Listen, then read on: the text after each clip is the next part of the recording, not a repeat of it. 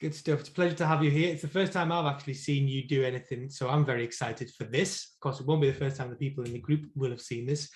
So today we've got 4 exercises, I believe, Asker. Yeah. We're going to be going through over the course of the next few hours. So like I said, if you could turn your cameras on, that'd be excellent, just because we will be going into some breakout rooms. If you could turn your microphones on mute for now, that would also be good. And I think other than that, there's nothing else for me to really say, to be honest, Asker. So I'll hand things over in your very capable hands and say, have some fun. All right. Thank you, Dan. And I want to welcome all of you. So welcome to this session, which is going to be all about how to build your talk, how to structure your talk. So you can leave today having a formula for how to build your talk. And then in the second part, we're going to be talking about how to build your expert model. So you can be seen as the expert. I know you are, but I just want to tune in with you first. How many of you, by like a thumb up, have seen me before? How many joined in one of the last sessions? Yeah, John, Kendra, great. A couple people, Francois here, Gary, Marinda, and Bianca, you were also in the last session, weren't you? Yeah, great, awesome, wonderful. How many of you are seeing me for the first time? Thumb up if you're meeting me for the first time. Andre, thank you also for your cheer. You cheered my comment in the Mighty Network. I saw that. Great. Thank you. And a few other people.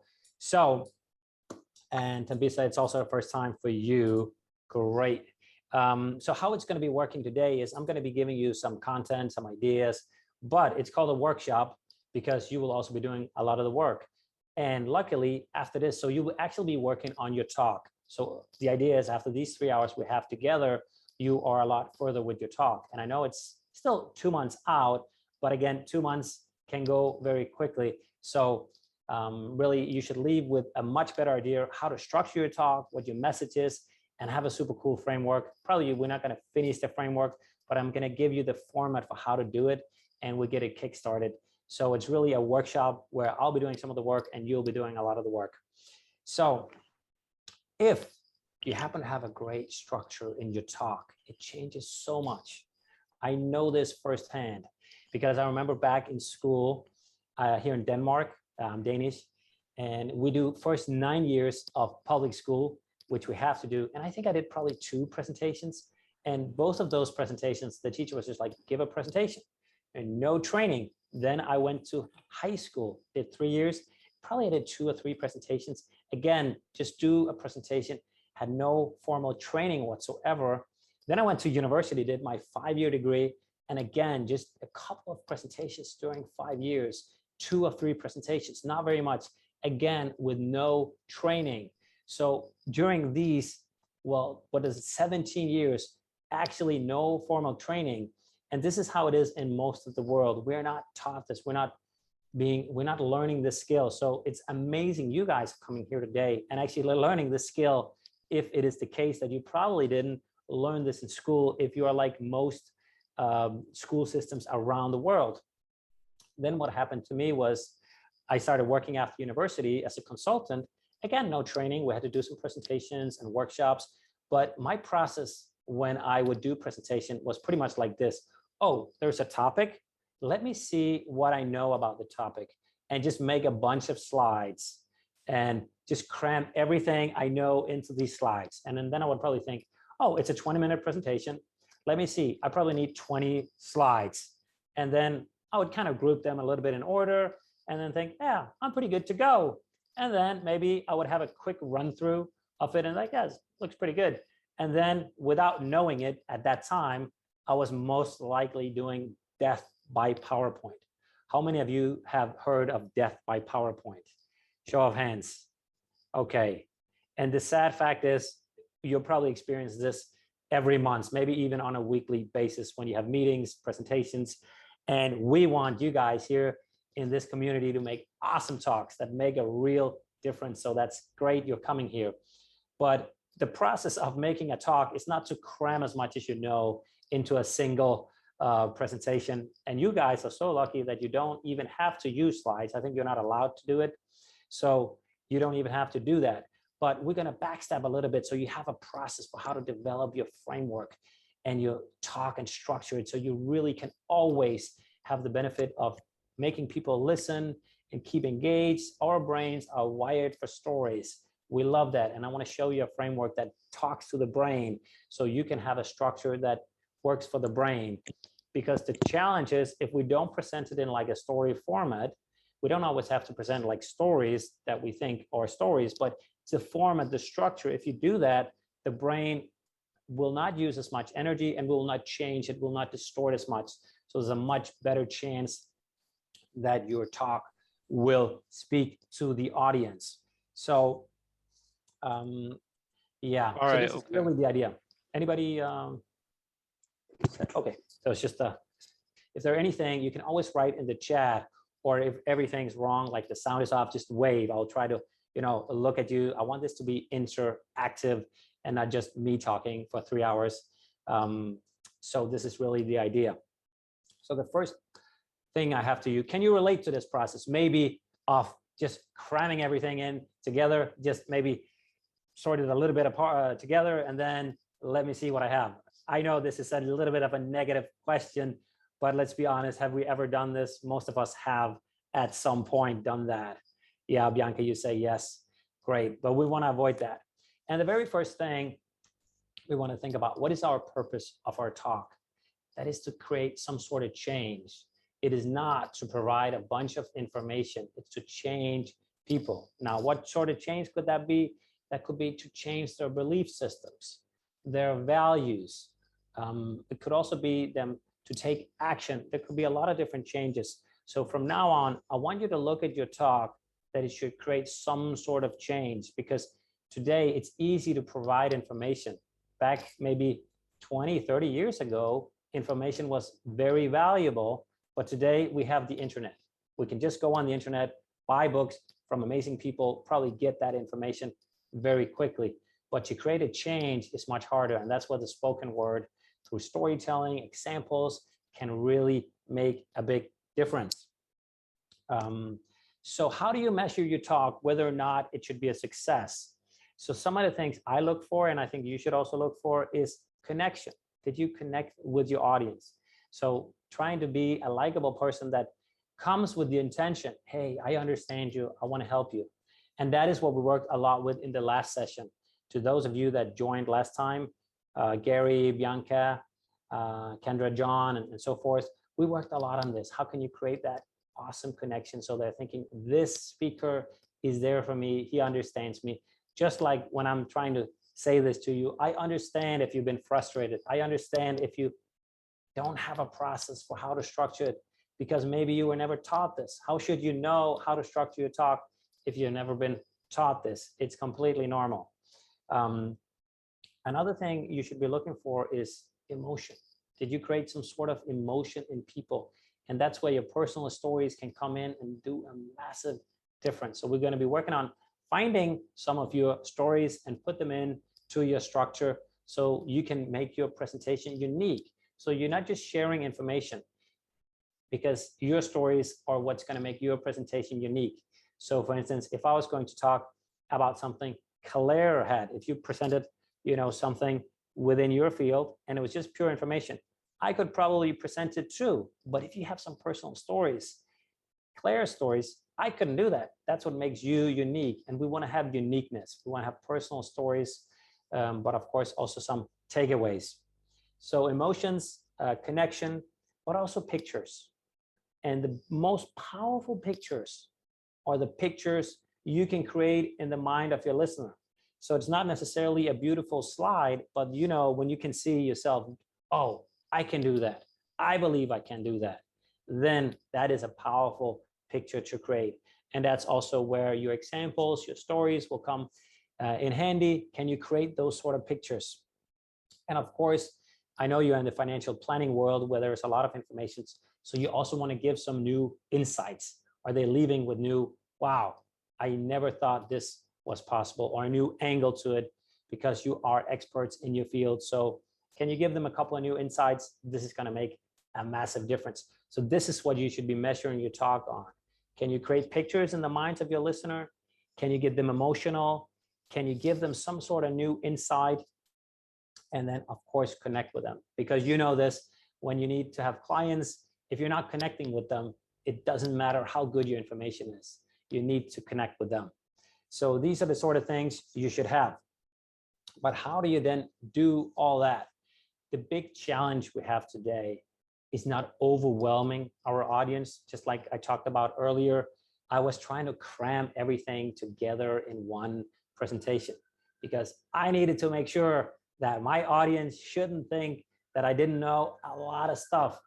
And what would happen is I would present a lot of stuff, a lot of information. And then in the end, probably it was just words. I mean, I'm sure you've been to presentations where you thought, okay, I'm sure this person knows a lot, but there's no change because they were just words that came out and they didn't really engage you. They didn't influence you. They didn't impact you. You didn't see pictures. You weren't emotional. So you probably tuned out, even though that information probably was valuable to some degree. So the very first thing you want to do when you're structuring your talk is to figure out what is your one message. Now you have about 10 minutes, is that right? For your final talk in May in 2 months. So 10 minutes is not that much. So my suggestion for you would be probably have one core message that you want to present. Even if you have, let's say 2 hours or 1 hour, it could still be very beneficial just to have one message. But definitely, if you just have 10 minutes, you should have just one message. And maybe you're thinking, whoa, how do I do that? Because still you need to talk for 10 minutes, but this is your starting point and we'll build it up so you can have really a solid, amazing one message where people will leave and go, wow, I want to do that. I want to dive deeper into that topic and work on that. So you need to be putting in the work to figure out what is your one message. I have this great quote here from Mark Twain, which wrote one time, I didn't have time to write a short letter, so I wrote a long letter. And I think that's pretty funny because it's easier just to cram everything together and not sort it out. So you need to really figure out how to fine tune your message and really make it sharp, have an edge and say, that is my message. So that's what we're going to be working on here in this first part. So I have a couple of questions for you that you can be working on. You'll be getting out in groups of 2, and then you'll be helping each other. And then afterwards, we meet here together to see what you have come up with your one message. Because once you know your one message that you want to share, everything becomes easier. It becomes easier to pick your stories. It becomes easier to find your examples. It becomes easier to find your statistics. It becomes easier to really see which angle you should attack it at. So if you're having a hard time finding it, I've made a few questions. So one of the questions I have is, what have you struggled with, both in business and life? I mean, this is our starting point. We are fighting with something. We want to know how you overcame that. And I'm sure you have something in your business life where you struggle with this for a while. It's not interesting really if it's just like, oh, I was stuck here, but then 30 seconds later, I solved it. Like a good movie, there's a problem that, is taking some duration to get over that. There are some hurdles along the way. So a fight, what kind of fight have you had? And then you want to go for something that's emotional. Is it a feeling you've had for more than 24 hours? Then I would say it's in the pool for really maybe selecting that as a fight. That could be one of your things you want to talk about, how you overcame that, and show the way you are, and really lead the way for your clients and see this is possible to get over this. It's possible to learn this and make the change necessary. So a fight. Another thing you could talk about is turning point. There are certain periods of your life where you have turning points. Most could be in business, in life. You can also use stuff that you have learned in life, struggled with in life, because I'm sure business and life are to some degree related, but you figure out what matches best for you. But if you could have a little bit of a personal touch, that would be great.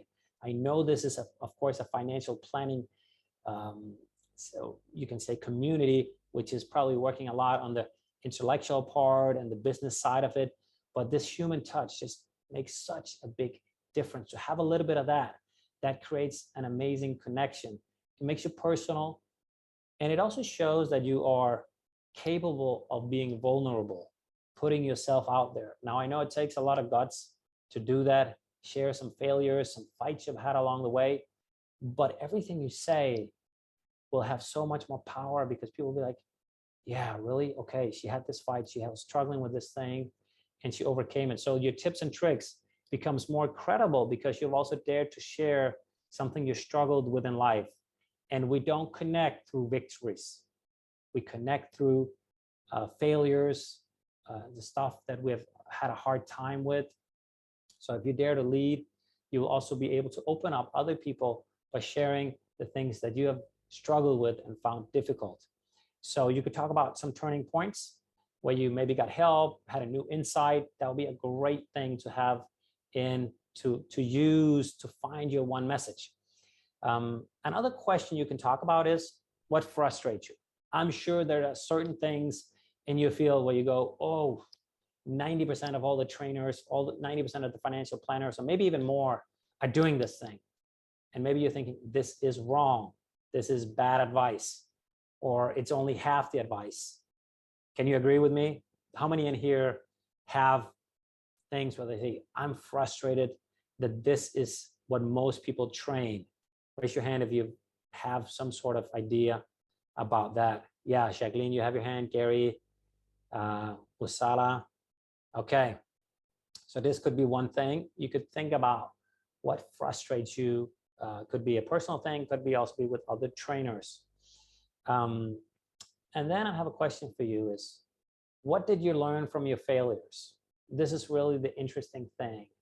From your, when things went wrong, and also your victories. I'm sure you've had some victories along your journey. So you're learning. This is what you could share. This is what a great story can do. So your clients don't have to go out there and do that thing, do that failure. You can help them overcome that. And so think about that. And then I have another one, which is probably the most powerful, which is, what did you really learn? And often it's something personal, like deeper. So go below the surface. Like, what did you really, really learn? Maybe it wasn't to plan your week, but something way deeper. So yeah, see how deep you can go, because we have different layers of how much we learn. So just put on a little slide here with a couple of one-liners that I've gathered, and then we can give you the first exercise, which is really to find your one message. So let me just share that with you. Okay, so here's the first slide. Can everybody see that? Kavendra, are you on the screen? Can you see it? Please raise your hand if you can see it.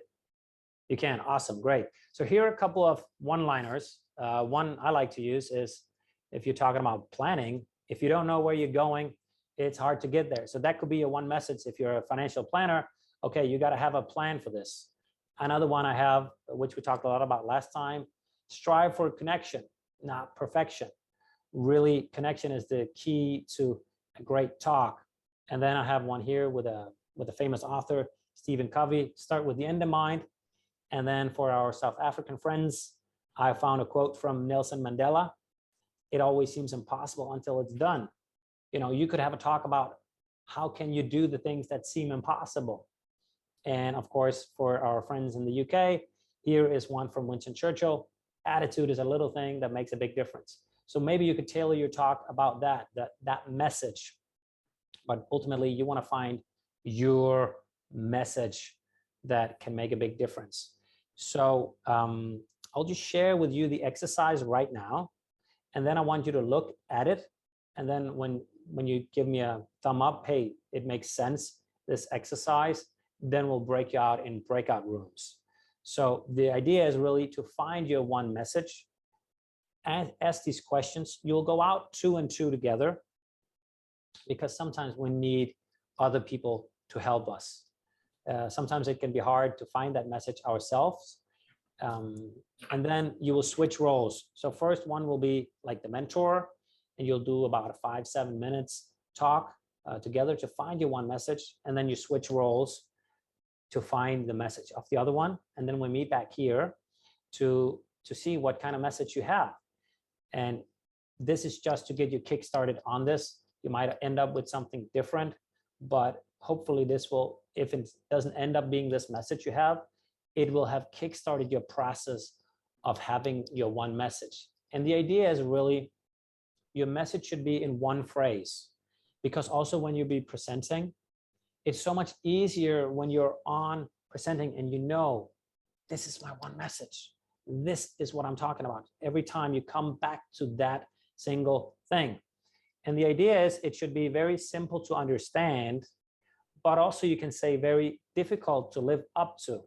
For instance, the message, which was start with the end in mind, always think, okay, what is the end?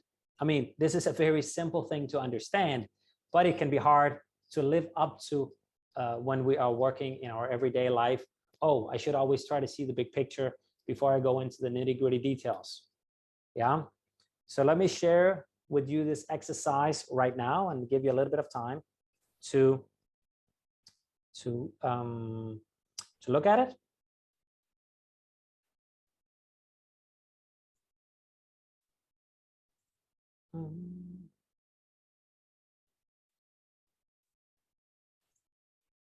So now I'll just share it. Do you know how to, Dan, do you know how to share it as a file?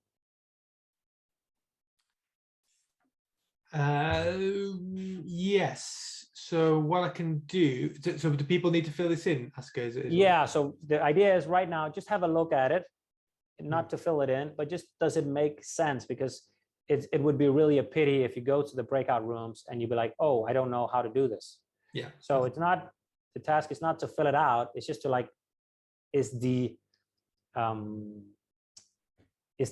exercise clear, the purpose?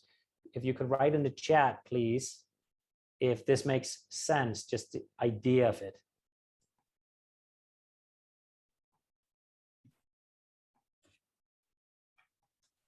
Are we talking about our topic here? Yes, yes, 100%.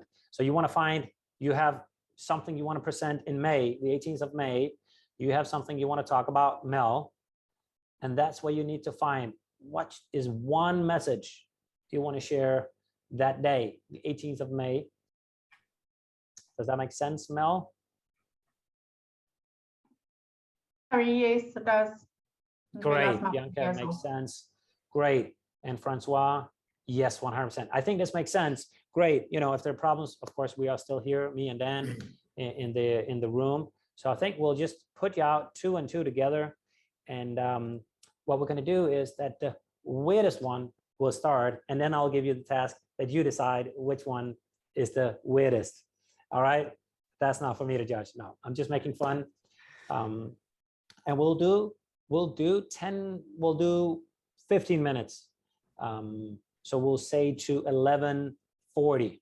Had some sort of idea what your talk is going to be about. I know it probably wasn't that much time, but really this is the backbone of your talk, knowing where you want to go. Because if you're a little bit unclear, the audience is also going to be like, what is exactly the point? So just really being clear on this is going to give you so much confidence. It's going to give you so much security, and everything else becomes so much easier. So I would love that you wrote in the chat what you came up with. And then here are also a couple of people. Maybe you could raise your hand and we can hear a phrase and a couple of thoughts around it. But it would be great that if you wrote it in the chat, then we can all kind of read and see what you came up with. I think that will be amazing.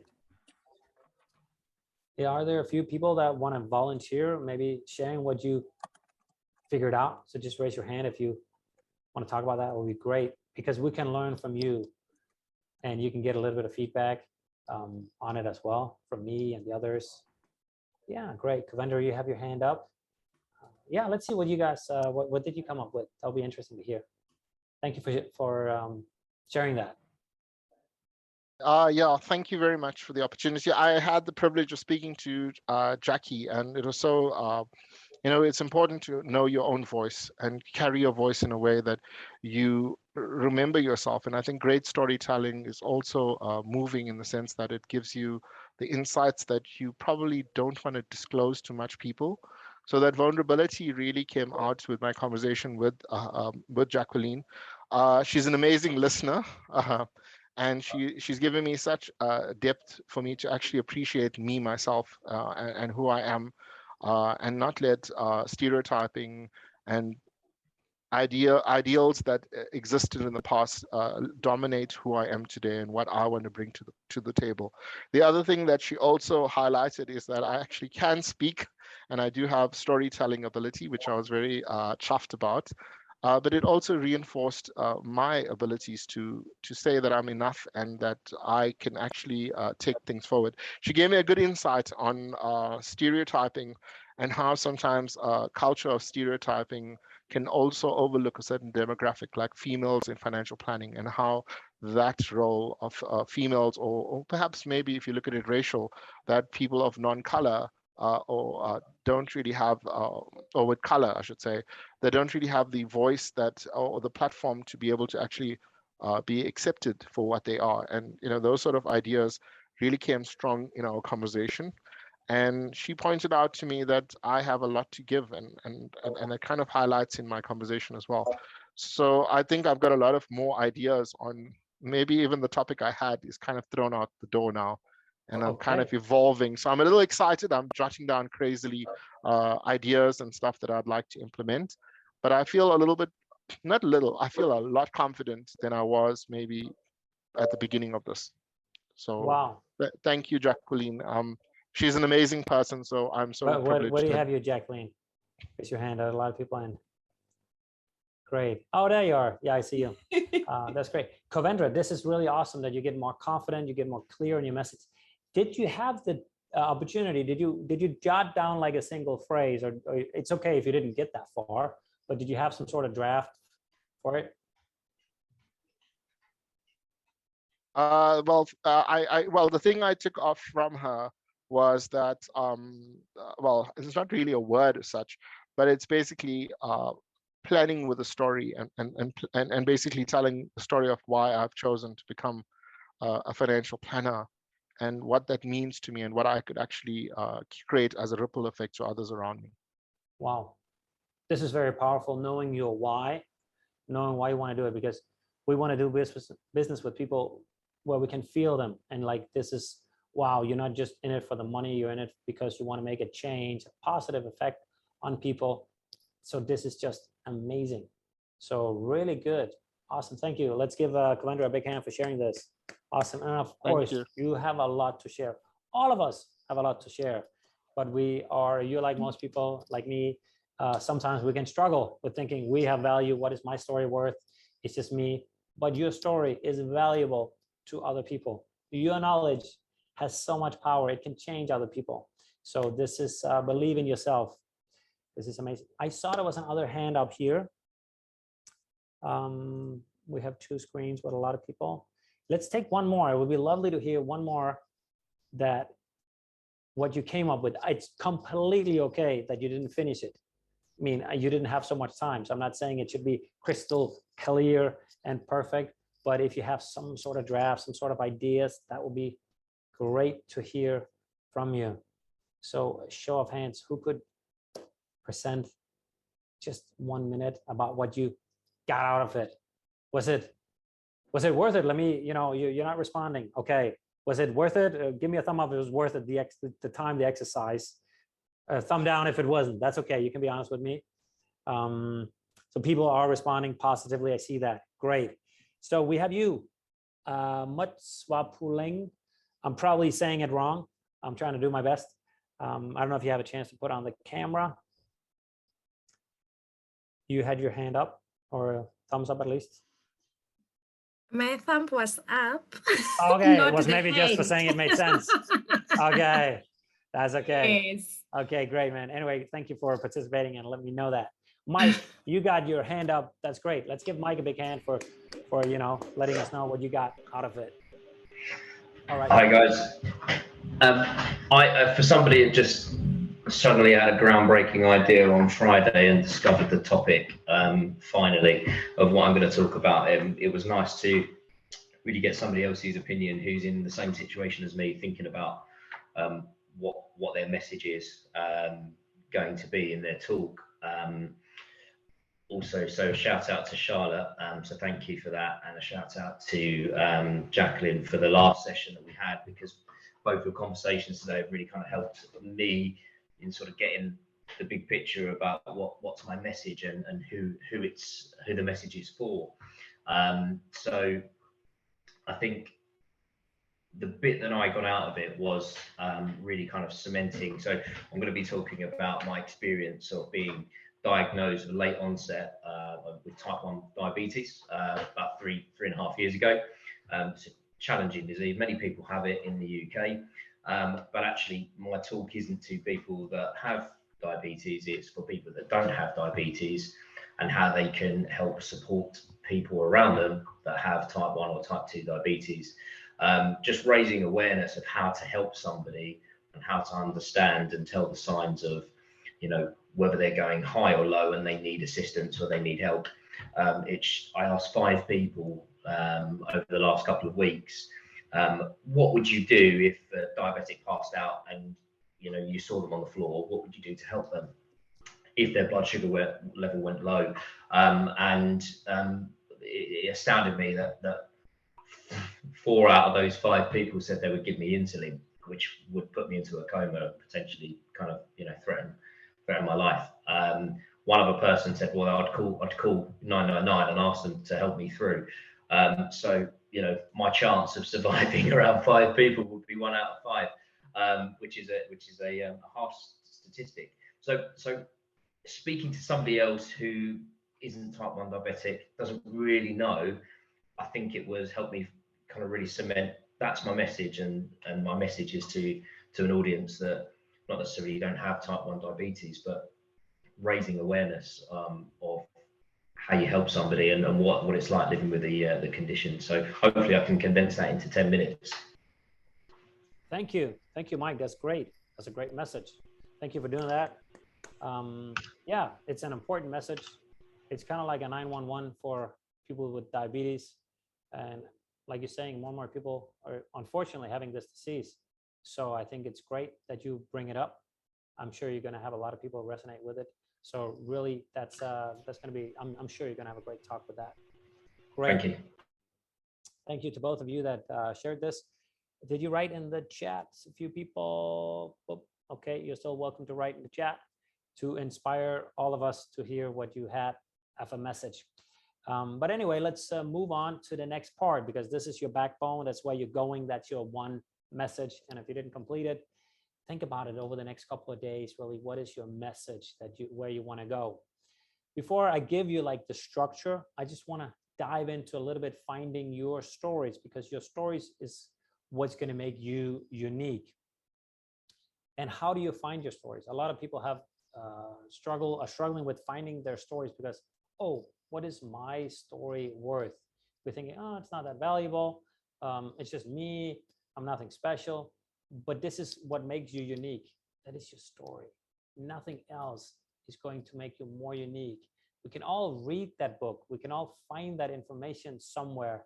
And although that is, of course, also valuable to know some new things and some new insights, your own story is really what's going to make you stand out. It's what's going to make people emotional. I know Nick Elston, one of the other trainers, is going to have a session on emotional storytelling. So I really encourage you to check out that session, where I'm sure you'll dive a lot more into storytelling. But here, you need at some point to have a story in your talk if you need to get people emotional. So some of the things you can be looking for when you're looking for your story is feelings. Those are actually the main thing that you should be looking for. So I've just written down a bunch of words, all starting with F, that you can use to find your stories. So fears, what are you afraid of? Maybe what are your clients afraid of? So this could be one thing where you sit down and it's like, okay, or what you used to be afraid of at least. So fears is interesting to hear about. You could have great stories around that. Some of you I know are independent financial planners. I'm sure you had some sort of fear when you started going out on your own. Maybe you left a corporate job. Oh, I got to do everything myself. Got to find my clients myself and do all that. I know this is a common fear that I also used to have, and sometimes I still have it, being working for myself. So that could be one area. Frustrations. We talked a little bit about that. What frustrates you? There are certain things in your field that says, oh, that's wrong. For instance, in my field, one thing that frustrates me is a lot of people think you just got to have great body language. You just got to have great articulation and everything else will come. Where I think there are certain things that are more important. For instance, your intention, connection with your audience, and the structure. I'm not saying it's not important to have those sort of things, but if you have a great intention and your audience can feel that and a strong structure, that will make up so much more for a not so good delivery. So what frustrates you? Maybe also what frustrates your clients. You could also go into first times, because they are always interesting to hear. Maybe you could talk about your first client meeting or your first investment plan or whatever it is, because let's be honest, first time we do something, it's often not that great. And you are most likely further on the journey than the people you'll be speaking to. So they will be interested in hearing, oh, where were you when you started? Because maybe they will see you as this person that knows a lot, that can do a lot. And then you go back in time and say, you know what? I used to be in this place where I was struggling. I didn't know what to do. I failed miserably. And they're like, oh, really? He wasn't always awesome. He wasn't always perfect. He didn't know how to do it. So they want to hear that you connect with them, and it will also inspire them to see, oh, really? He wasn't that good always, and now he's that good. Maybe I can also learn this skill because he used to be at a place worse than I am right now. So there's a lot of value in sharing those to create connection and inspire your audience to say, well, maybe it's also possible for me. Plus, it's fun to hear. It's like we dive into the past and your story. Then you can share your failures, really be vulnerable and share some things that went wrong in business, in life. So failures would be a great way. And if you really have the guts, I've written down here, fuck ups, when it went completely wrong for you. Maybe you lost your home, whatever it is, or yeah, fuck ups are a great thing if you dare to have the guts to share that. And another thing you could talk about is what gets you fired up. What are you passionate about? Why do you love it? We had just the other speaker here talk about why you love this topic. And of course, with Mike, we can also feel, why do you love this? Because it makes a huge difference for people's life and death. This is, if this doesn't get you fired up, I don't know what gets you fired up. So those are all words starting with F. So write them down. I'm going to show you a little slide so you can have the overview, and you can also have the slides afterwards if you want. But they all start with F. Another technique, which is great to find stories, is what's called first, last, worst, and best. So you basically take a topic. Let's say you want to talk about something that could be a client meeting. So you could talk about your first client meeting. So certain things happen the first time. Then you can talk about your last. There's probably been a progress where you maybe were struggling with your first client meeting or were nervous, I don't know, whatever it is. And now you're at a certain point where, hey, yeah, I'm comfortable doing this. So you can talk about that. You can talk about your worst client meeting. What happened when everything went wrong? And then your best client meeting.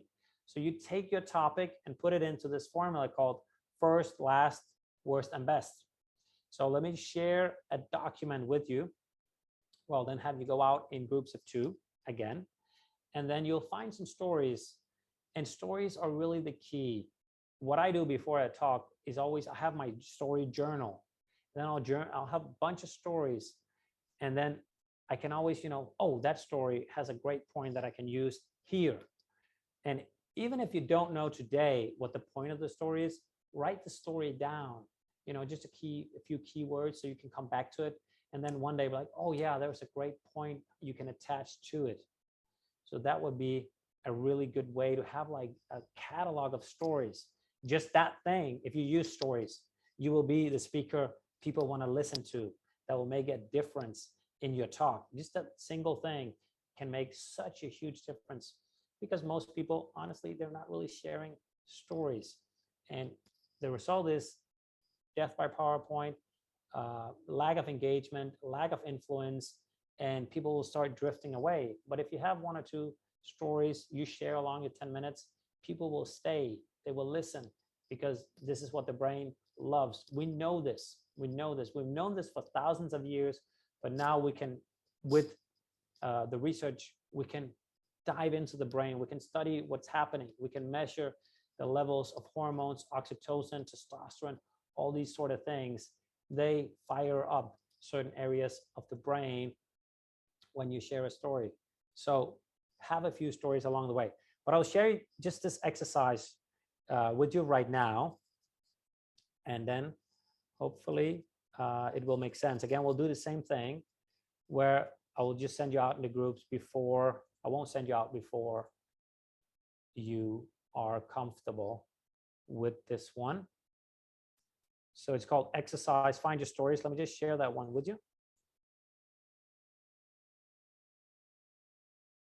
So it's called Find Your Stories. And here you can go through these 6 F's here.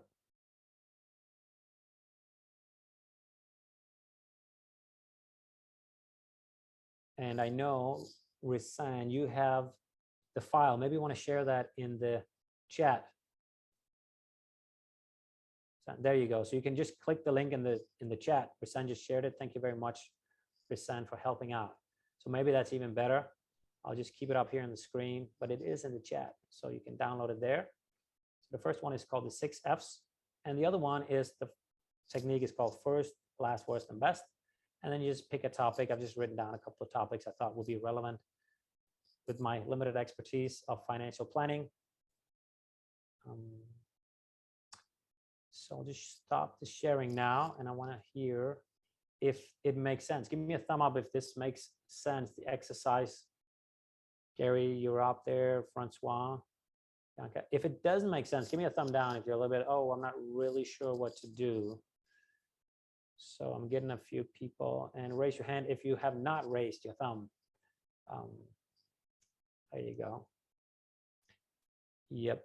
So I think we can send you out and give you 10 minutes. I hope you kickstarted the process of finding some of your stories. I'd love to hear a comment or two. Did you get anything out of it? Did you find some stories that you potentially could use, or maybe just store them away to look at them later and see, oh, how could you use them? So yeah, 1 or 2 comments about the exercise would be great. Yeah, Jacqueline, love to hear from you. Great. We can take you afterwards, Gary. Thank you. Yeah, so I was just talking to Karen, and Karen found a great quote when I was sharing all my frustrations. And it is, if nobody hates you, you're doing something wrong. So I think that might be one of the kind of one strapline for my talk. It's just my frustrations about the financial planning profession and how it's in danger of reinventing the wheel, that it's revisiting everything that it's done over the last 20 years rather than progressing forward. So I really like that line. Great. Yeah, that's wonderful. There's some energy and frustration, right? Rather than this, yeah, I just want to share a couple of tips here with you today, right? That's boring, so that's great, Jacqueline. I can feel that energy. Awesome. Thank you for sharing that. And Gary, you had your hand up, is that right? Yeah, how's it, Jessica? Yeah, no, I was just chatting to Francois, who, yeah, I think he gave me a bit of confidence in the story that's starting to develop for me. It seems that we both had sort of similar backgrounds, having had successful fathers who were brokers and a big part of the industry. He stuck through it. He stuck to it. I went in to join my father's practice, and I was absolutely terrified of clients. I had very little to speak to them about other than a product brochure. And yeah, needless to say, I wasn't very successful at all for very long. So I sort of exited the advice giving category, stayed in financial planning in a different way. Later in life, I came back to being an actual giver of advice again. And during my first experience and my second experience, I got a whole bunch of technical knowledge. So I did a CFP and I did all of that type of stuff. And I think when I got to giving advice the second time around, I completely chewed my clients' ears off. So I gave them too much, I dumped just too much stuff on them.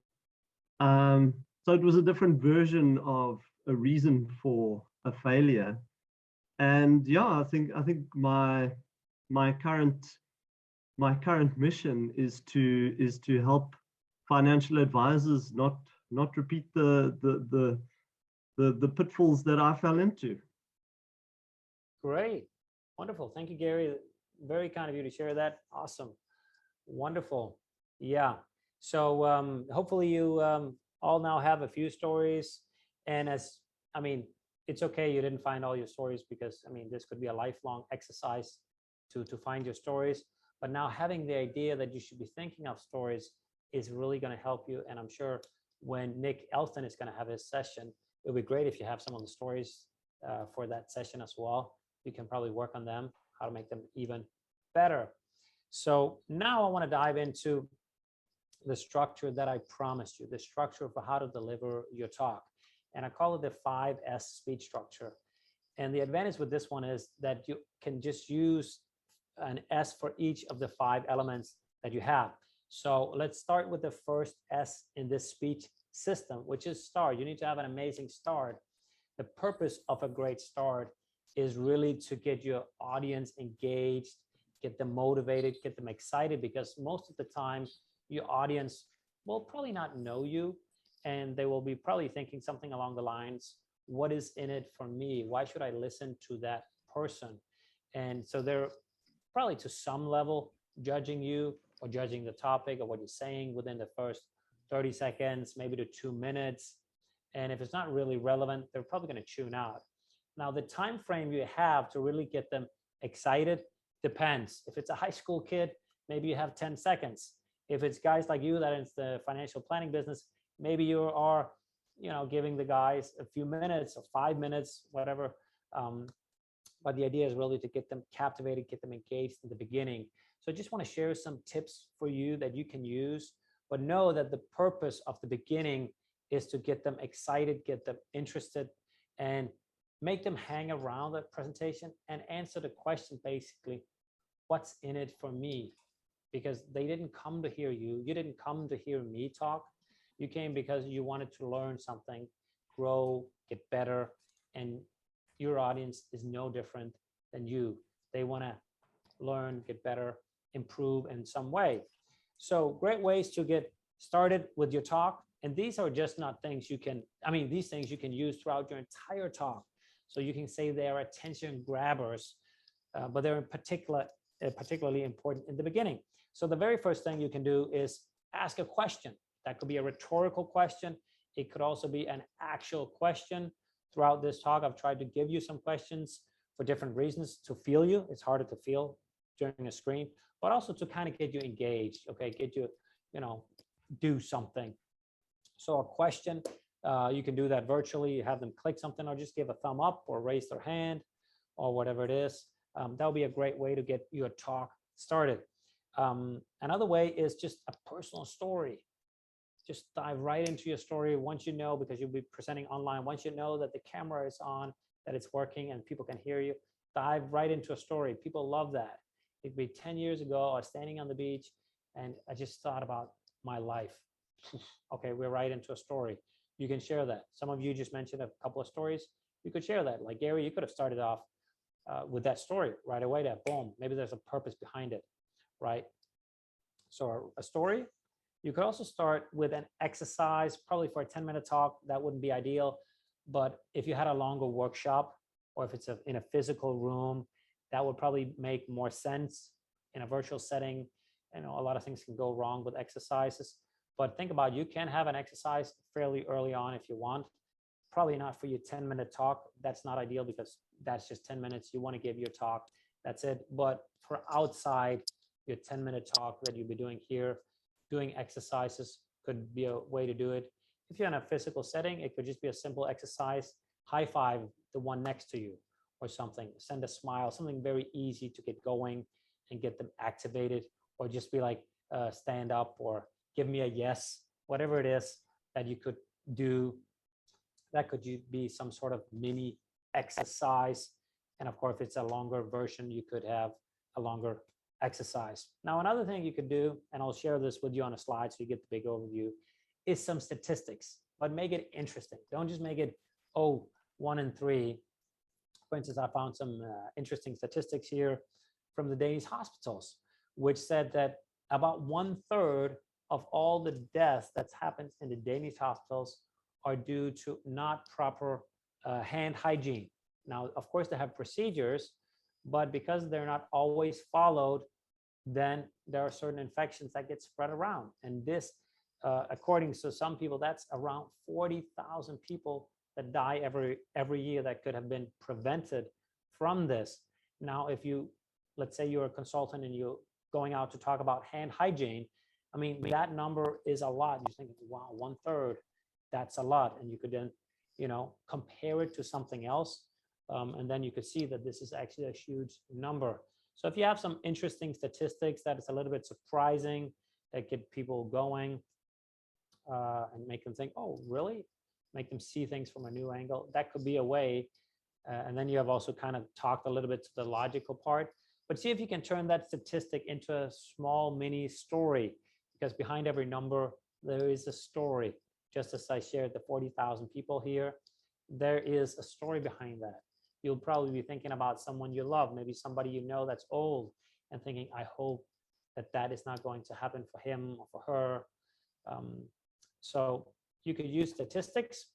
You could also use a quote. If you have a great quote, Jacqueline, you mentioned a quote, but don't just mention the quote, also mention why that quote is relevant. So you could talk a little bit about it and then give the quote. I just wrote down a quote here from Bruce Lee. It is, I do not fear the man who has practiced 1,000 different kicks. I fear the man who has practiced one kick 1,000 times. So maybe that could lead into a talk about, it's very useful to actually do the same thing many times rather than doing a lot of different things. And this is one of the things I teach people when I work with them. It's often better to go out and give the same talk 10 times than to go out and give 10 different talks. You will improve more as a speaker by doing the same talk 10 times, because you can adjust, you can make differences. And the first couple of times you give your talk, you'll probably be focused a lot on the content. Whereas if you've done it a few times, you can then focus on much more on connecting with the audience, making small differences, and just being really confident because you know your material, you've had some feedback on it. So a great quote, but share why that quote is relevant and how it makes sense in your world. That is one way. Another way, which we talked a lot about in the last session, is what I call mirroring, or acknowledging the audience. You can mirror them, acknowledge them. One of the things I did early on here in our session is I really tried to acknowledge you. You come here today, spending 3 hours to learn something and get better, improve, and that I respected that. So you can mention some of those things in your audience. It could be, let's say you are talking to a department that's struggling. I really respect that you're trying to move things forward. I know it's been a hard time because of whatever cut downs and so forth, but you're still here, you're still trying, you're working, trying to get things better. And this is something I really respect and admire. So if you can praise your audience with a justification, just that would make a good reason for them to connect with you. Another way you could do is what I call a spontaneous start, or maybe even a semi-spontaneous start. If something happens in the room, you can use that. Maybe the talk before, is there something that's relevant? Did something happen in the news that particular day? Then you can change your talk and make it a little bit semi-spontaneous. And the audience will love you for it because they're thinking, hey, this is the only time he is starting like this, because next time he won't be able to do that. For instance, I remember last year I did a talk out in town, and one of my earlier clients came to the talk, and then I actually changed my beginning and started with a story where she was involved. And, you know, I think the people in that room probably enjoyed it more because, wow, she's here and he's sharing that story because of that.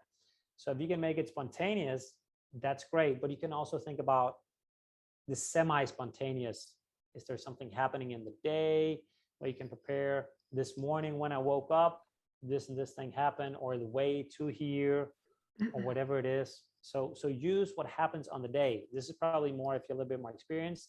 Have a backup with the other ones. If you're planning on to do a spontaneous or semi-spontaneous talk where you use something from the day, or spontaneous, which is probably something that just happened maybe a few minutes earlier, then have a backup. So you don't have to rely on that. But that if you have the guts and the skill set to do that, that would be great. I remember back when I was in high school, actually, we did an exchange with an Italian class close to Naples. And some of us in my high school class, we had Spanish and the other half had Italian.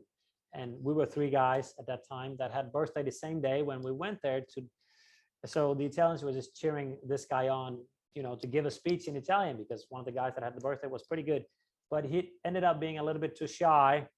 And what I didn't speak Italian. I just went with my gut instinct and took the microphone and just said grazie, which means thank you in Italian. And they all just burst out and started clapping big time. That was all I could do, but that was like a spontaneous start.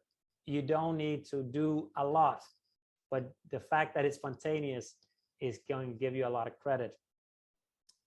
So that's one way. Another way you can start is your big fat claim. Say what they will be able to do after the talk. I've also tried to do that here by saying, I'm going to give you a structure, which is going to make your life easier. You're going to save time. You will have talks where there's an impact behind it. It's not just putting a bunch of slides together and hope for the best. Having a framework, a structure that works. So that will be one way to do it. If you need to do it, but I'll probably say this is more if you need to do it, is introduce yourself. Now, Dan introduced me here, or Dan did, and last time was Adam. So you could say, oh, should I have spent a little more time introducing myself? Yeah, maybe I could have done that. But most people aren't there to know a lot about you. But it's okay if you want to say a few phrases about you, especially if you aren't introduced. One thing you could do is probably just share why you're passionate about it. Say, I've been in this industry for the last 10 years, and I totally love it because it makes a big difference in people's financial life, but also in their personal life, because finances and the personal life have a big difference. Now today, I have something unique for you that I think can change, blah, blah, whatever. So, you know, a little bit about why you're passionate. You can throw in 1 or 2, you know, things that say why you're credible to speak, but not your whole CV. Because the more you kind of brag or say how good you are and try to justify how good you are, there's a tendency we kind of push people away. You know, those speakers where you have to start with the CV and like, okay, I get it, you're okay, but it creates some sort of distance. But a little bit about why you're passionate and 1 or 2 statistics or accolades, that's okay. We can live with that. But I try to just kind of do it very quickly and then get into the topic, and hopefully the audience will see the value because it makes sense to them, not because I have a great CV or whatever, or a lot of accolades. But there might be some people that wonder, whoa, why should I listen to you? Especially if they don't know anything about you. So the first way to start is really get their attention with one of these 10 ways. Once you then have done that, you want to move into the second S, which is struggle, because every good story has a struggle. So what could be some of the things you could be talking about? We have talked about the different F's, so you can talk about those. What are you afraid of? Your fears, your frustrations, first times and fuck ups and so forth. So those are all things you can dive into under struggle, which is the second S. Yeah, so we're working at the second S, which is struggle. The first one was start, have a great start. So another thing you could talk about is myths versus the truth. In your industry, in your field, there are certain myths where people probably make a mistake often. So you could talk about that. what the problems are, the challenges within those myths. I just mentioned one with body language. For instance, in my industry, a lot of people think you need to be an extrovert. You got to be highly extrovert. Otherwise, you can't be a great speaker. That is not right. You can be an introvert. You can be a more quiet type of person. You can be more of a storyteller where you connect with the audience. There's room for every personality as a speaker. So this is a myth. So if you're talking, let's say, to people that are a little bit more introvert, maybe you want to talk about that there's a lot of value in the introvert, being an introvert, because maybe you'll be able to connect better. Maybe you will talk to some people where they're highly extrovert, that's jumping around and thinking everything is amazing and super high energy. Some people won't connect to that. So you could talk about that. Another myth is sometimes some of the people I help in my mentorship program, going out there and sharing their message, they stop because of technology. They think you have to have all sorts of programs to run membership programs. But say you can actually start off with something incredibly simple: Google Drive and YouTube. You can upload videos to YouTube and you can upload documents to Google Drive. That's all you need to get started. So you don't need to go out there and buy software for $300 to get started. So that could be a myth versus the truth. Don't get stuck on the technical part. And if you have any questions, just write in the chat. Yeah, Carol's writing here. Some of the greatest speakers are introverts. It's not a myth. No, of course it's not a myth. But to some people it is. But that's a great comment you have there. Thank you, Carol. And Mulalo writes, yeah, Bruce Lee. Yeah, great guy. So struggle is the second one. You can talk about myths versus truths. Another topic you can dive into is old days versus the present, because I'm sure in your industry things change and some people get stuck in the old days. Okay, we used to do this, and some people aren't moving over. So you can talk about the problem by doing the things we always used to do. So for instance, some people, we'll just take my industry again and you use your industry, is they think that it costs a lot of money to go out there and share your message. Again, no, it doesn't. But the challenge today is it doesn't cost money. You need a camera, but most people have a camera in their phone. The challenge is not anymore, it's the startup cost to go out and share your message. It's really to make people care and listen. This is the bigger challenge than the economy to get it out there. Another topic you could have is your present. What are people doing today? But if they only do that and they're not prepared for the future, they're probably going to be have some troubles. So for instance, you can say in my industry, oh, some people say, oh, I don't need to speak to camera. Where I say, well, most likely, I think most people that hire people, they will want a video from you, just like a 1 or 2 minute video. So you've got to learn the skill. If you ever want to change job, if you ever want to, have client meetings, whatever. So you need to be able to learn how to speak to camera. Maybe you can do, well, frankly speaking, it's already changed, but maybe 1 or 2 years ago, you didn't necessarily need it. So you can then share that with them. What are we doing today? But if you keep at it here and don't change for the future, it'll get left behind. So why not do it now? So you can talk about that under the point of struggle. So let me just share a PowerPoint here with you that you can have. Can you see that one? Oh, let me see. Share. There you go. So here is a PowerPoint with just a couple of things you can dive in under struggle. Really, you want to go into the pain. And if you want this one, we can just upload it to the Mighty Network as well. Yeah, I'll just keep it on there for a little bit. And over here, which is one I didn't show you, I wanted to have shown you that one, is the beginning. You can hook them, and here are just 6 ways to get started as well. And the idea is, of course, you want to get them excited about your beginning. So this is really your second S, get them hooked on struggle. Once you have done that, you can then dive into a story. In fact, you can use story every single where. I've just, for this system here, the 5S system, placed story as the 3rd S. But in reality, you can have it as the first, the second, the fourth, the fifth. It's the magic spice you can have everywhere. But a good place will often be to have it in the middle, some personal story where you connect with them really deeply. That will make a lot of sense. And our brain just loves a great story. I mean, we're built for it. Let me share with you just a little phrase here. Let's say person one says, "Where is Mariah?" Person one says, "Where's Mariah?" Person number two says, "I didn't want to say anything, but I saw a black BMW parked at Peter's house." Okay, so it goes, "Where's Mariah?" Person one. Number two says, "I didn't want to say anything, but I saw a black BMW parked at Peter's house." Now, what are you thinking? Let me know. What are you thinking? Rizan, you're laughing, smiling. Yeah, I don't know. Did Peter abduct her? I don't know. Sorry? Did Peter abduct Mariah? Who knows? Maybe you've turned it into a story, right? Something's going on. Now I'm curious. Right? Yeah, you're curious, but I just said it's person one and person two. Maybe they're not connected at all. One could be living in Australia, one in Italy, but you automatically try to turn it into some sort of story, right? Most people turn this into, well, she's probably doing something she shouldn't with Peter. But anyway, the point is you need to share a story because otherwise your audience will turn that into a story.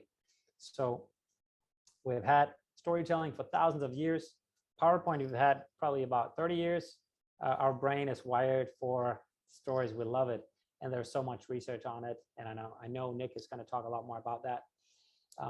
So a great story, what will a great story do? It will make sure that you see pictures, that you get emotional, and you actually transport people there. So it's like one of the fastest way to learn. Instead of doing it, you transport people there. The best way to learn is, of course, to do it.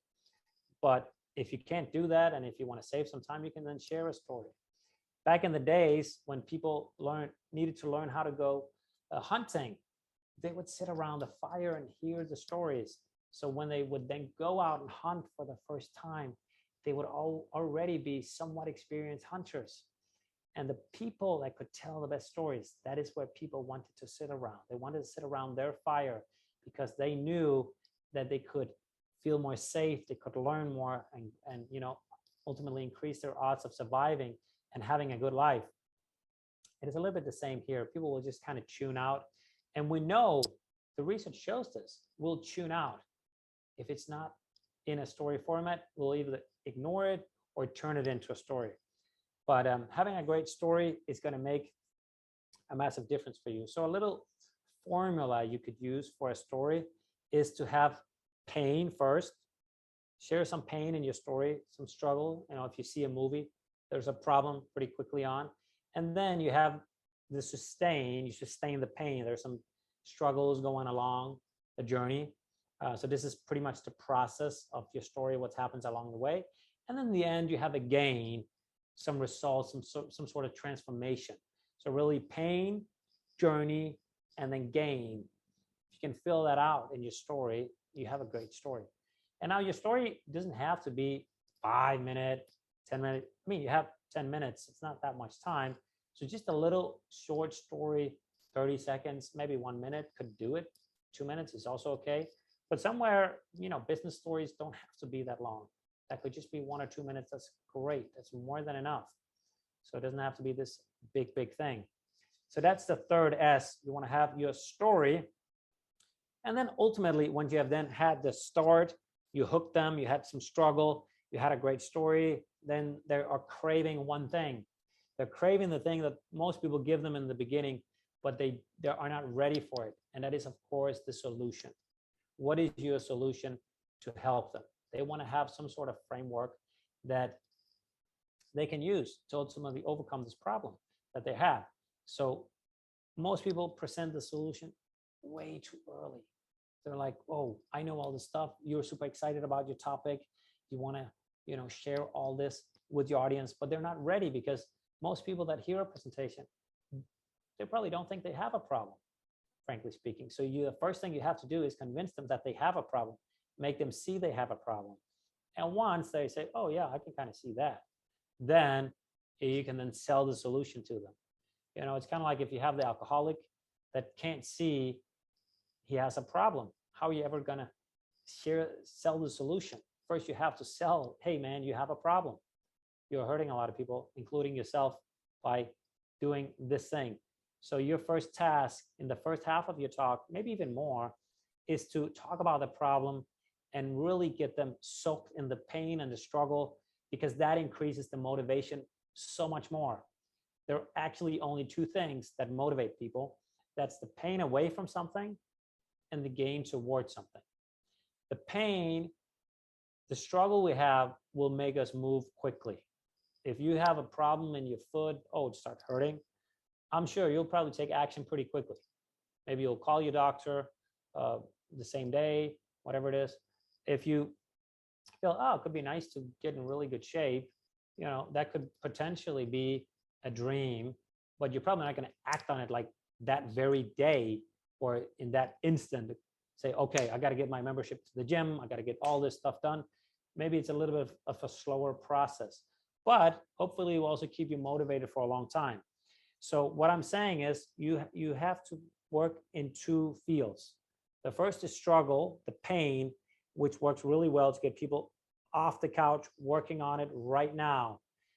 And the other thing is the solution, the dream, which is a little bit more long-term.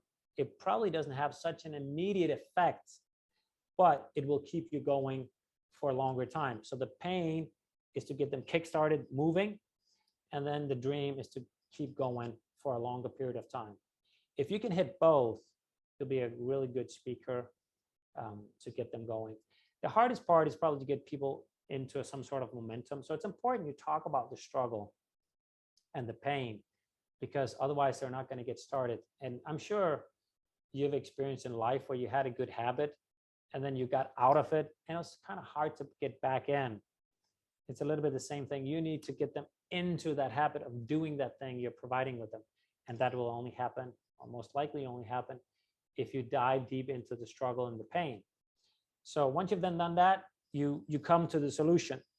And how do you share a great solution? You have some how-to. You have some action steps. You have something like a first small step. A lot of the times I see speakers share like so much. You got to do all this. Let's just take the example of getting in shape. Oh, so you just got to spend half an hour every day on this or every other day. For most of us, half an hour every other day is like a lot. You know, people are, you know, even though you maybe thought, yeah, it kind of makes sense to me. I could see it would be a good idea to, you know, exercise a little bit more, but half an hour, whoa, that's too much. Okay, quit. But if you gave a simple advice to get them started with something like, oh, could you do this 1 minute every day for like the next week? Most people will probably think, yeah, I could spend a minute every day. And then they're kind of getting started. And maybe you want to do the same thing in your field. Could they do something simple to get it started and, you know, get them into that road towards that thing and help them rather than just overwhelm them with all this stuff they have to do, because people are like, whoa, that's too much. So let me share this slide with you here. It just shows the big overview. Can you see it? So here's solution. You want to have a few how-to. How do you do this thing? What are some tangible action steps? Get them started. And we'll talk a little bit more about framework later. I know you've been working hard, so we're going to have a break in a little bit. And if you can get them to do something, that would be really, really good. A call to action. That would be amazing. So are we going, Mel writes, are we going to receive these slides? I would love to give you these slides. You can have every single thing I have. You can get all my notes as well. So there's nothing I don't want to give you related to all of this. So yeah, let me. So this is the fourth S, which is the solution here. And then the final S is you want to sell your solution. You've kind of come to the end of your talk. You want to wrap things up and really get them to take that action, to do something, so you can really encourage them to take some action. You can also remind them of the pain. Remember in the beginning, all this stuff happened. If you don't use this formula, let's say the 5S formula, you leave things up to chance. Maybe it will be a good talk, maybe it won't. But if you use this framework, you will not only save time, but your audience is probably most likely going to like it because it fits the story format. So you can talk about that. You could have the big picture. It could be, okay, if you leave with, take one thing today, this is it. This is it. So this is also why you want to have that one single phrase that gives you value. You could also repeat your key message so that you really get it hammered in. And then you want to have them say yes. Get them in the mindset of saying yes. Can you see how much value this is giving? So I could ask you, can you see how much value this is giving? Give me a hands up if you can see the value of having a framework. Bianca raises the hand. Awesome. Francois as well. Great. Carol, thank you. Kavendra, Malalu, great. Thank you for participating. Yes. So those would all be things that could help you. And of course, praise the audience. Say they worked hard. And so you kind of connect with them. That will be a way to do it as well. So let me share with you the slide here, just to give you the big overview. Here is a slide. How can you sell your solution, the last final S in the 5S speaker system? Let me just see how far we've gotten. Yeah. Oh, why don't you talk? Good. I think you guys need a break. Is that right? You've been working hard. I'm proud of you. You're doing well. So what we're going to do is we're going to keep a break till it's 1 hour, like, 12 minutes, 12 minutes more. And then we meet here. So in Danish time, it's 1 o'clock. At your time, it's something different, I'm sure. So we meet back here at 12. Get up, move around, get a cup of coffee, whatever you need to be doing. And we'll see you back here in 12 minutes. So hopefully you got a little of a stretch, moved around a little bit, or did the thing you needed to do. So let's just, before we do the exercise, I just want to do one thing with you.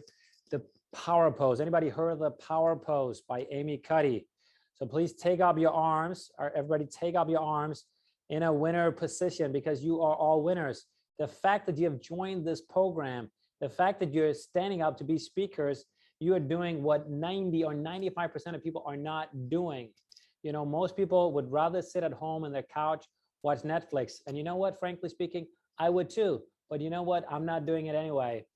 And you are not either. You're putting yourself out there, and I respect that. That is super cool. You do that. Put up your arms, because this is what's going to give you the power. You're getting a little exercise as well here. And studies have shown that the people that have their hand up in 2 minutes like this, their arms up, they produce more testosterone. And you females, you also produce testosterone. This is the winner hormone that is going to make you a winner, because you're all winners that you are here. You produce a less cortisol. The stress hormone cortisol will go down. Yeah, Ursula, you keeping your hands up there. Gary as well. That's awesome. And you know what I do? I've added an add-on to this one, which is I say something. And you can find a phrase that's true for you. But you know what I say to myself? I say, I'm bold, I'm brave, I'm beautiful. And I want us to all do that together. Are you ready? So find that thing, because I know somewhere inside you, I know you know that you're bold, you are brave, and you are beautiful. Okay, you ready? 1, 2, 3. I'm bold, I'm brave, I'm beautiful.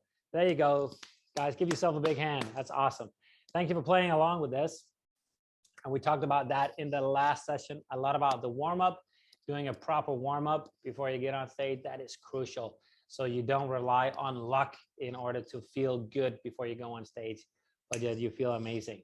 So awesome. Hopefully you got a lot of energy from the break and this little short exercise.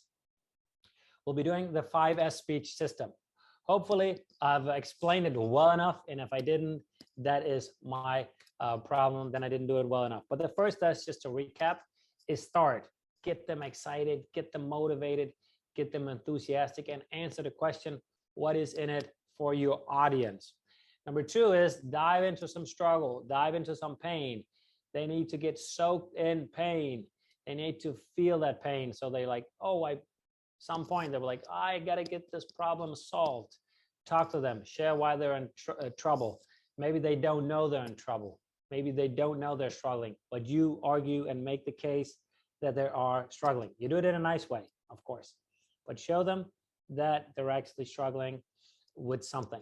Then at some point, it could be after the struggle, you want to have some sort of story, a personal story that makes us connect with you and really like you, and share the backside a little bit personal. That would be a great way. And then only then they're ready for the solution.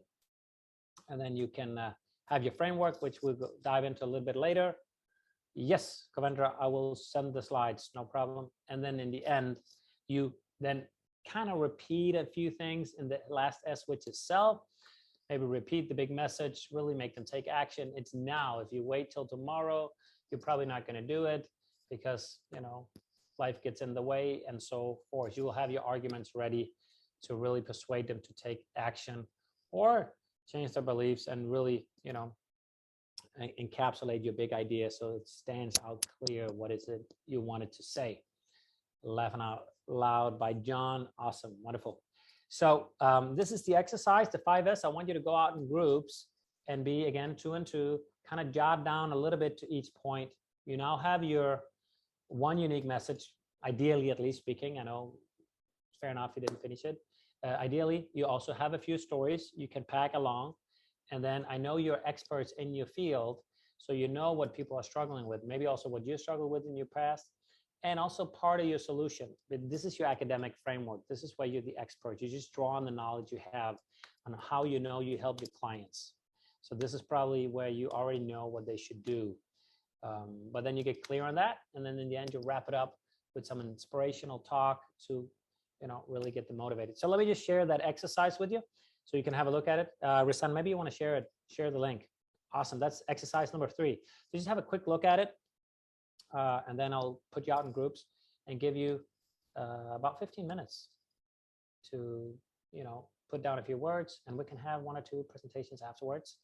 And it's completely free. So it's a unique opportunity to share it. And I know, of course, I'm not, it's just speaking off the cuff, but you have your framework there. Does it make sense? Give me a thumb up if the exercise is clear, jotting down a few things. Yeah, thank you, Mark. It's great to hear. Francois, also a thumb up. Yeah, okay, Commander, a thumb up here. Awesome.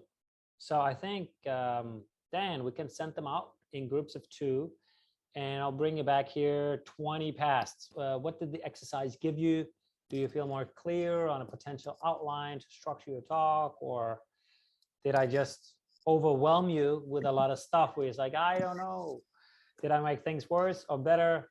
How did it help you? And questions to this structure here.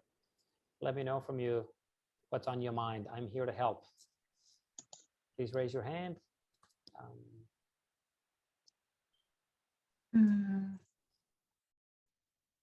Let me know what is on your mind. What did you get anything out of it? Let me just a thumb up here. How many here got, oh, Kendra, you got something out of it? Gary, did you get more clear on your structure? Yeah, Jackie, Francois, Michael as well, John as well. How about you, Farida? Did you help you? I mean, you can be honest and say, you know what, it overwhelmed me. No, I think it's really helped me to actually kind of work out where I'm at, because my entire talk is based on my own personal story. So it's actually trying to work out, where does that start? Which bits do I actually want to pick out and emphasize? Great. Yeah, wonderful. Thanks for sharing that. So hopefully you can see that this structure, thank you, Farida, that this structure with the 5S is, you can use that in a you can say in a business setting, but it has the same format as a story.